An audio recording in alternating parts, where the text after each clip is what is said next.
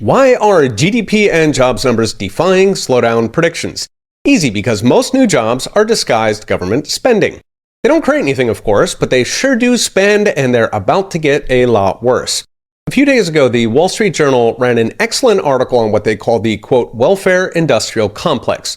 They kick off asking what's driving America's job growth, concluding it's, quote, government, social assistance, and associated healthcare. In fact, more than half, 56%, of the 2.8 million net new jobs created last year were precisely that, government, social assistance, and healthcare. In blue states like New York and Illinois, those welfare jobs make up literally more than all the job gains. So 113% in Michigan, same in Illinois, 121% in New York.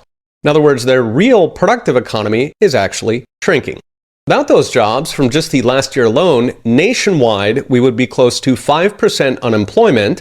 If you add back the millions of workers who dropped out during COVID, we'd be closer to 8% unemployment. Now, welfare spending is GDP. To be sure, it will get Paul Krugman popping the bubbly, but it is not economic growth. It's not making us richer. In fact, it's economic deconstruction, converting formerly productive people into permanent wars of society. Indeed, if you go into poor areas in many of these states, you'll see literally nothing but welfare services. So nonprofits, Medicaid-paid health clinics, government agencies, with a tiny sprinkling of gas stations and takeout with bulletproof glass.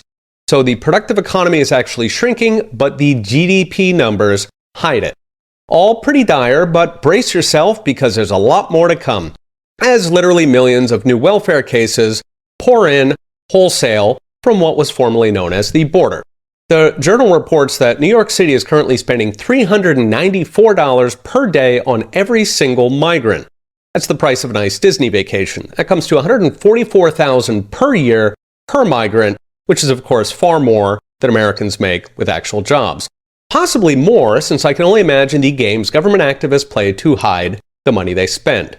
Add these imported millions to the hundreds of thousands of, quote, drug-addled and mentally ill homeless living on the street, that is a quote from the Journal, and you've got the makings for some very impressive consumer spending. So what's next? Brought to you by Unchained.com.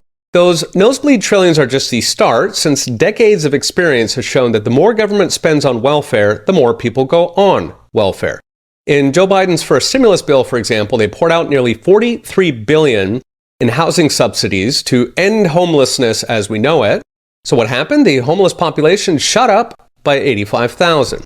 While homeless don't cost as much as migrants, they're just 86,000 a year, again, per person, which is also a very respectable salary anywhere in America. And again, that's taking the activists who run government welfare at their word. As the Journal notes, quote, progressive government doesn't do anything on the cheap. Indeed, they note Los Angeles is currently spending $837,000 per unit to build housing for the homeless. So at $144 a year per migrant and $86 per ruined life, times millions, you get the makings of some fantastic consumer spending numbers, even as the economy and the Treasury are gutted. Okay, we'll be watching. See you next time.